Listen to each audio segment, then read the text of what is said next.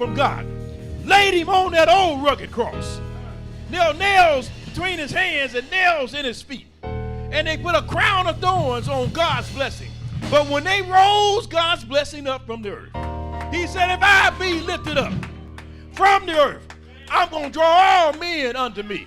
And everybody going to know that God is still in the blessing business. God is still in the blessing business. But that ain't how the story ended. God's blessing hung there from the 6th to the 9th hour. And then he gave up the ghost. God's blessing went down into the depths of hell. Went down and said, oh grave, where's your where's your sting? Oh victory, oh grave, death, where's your victory?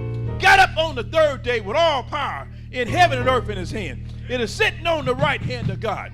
God's blessing, God's blessing, God's blessing, God's blessing, God's blessing, God's blessing. Can you feel him in your heart?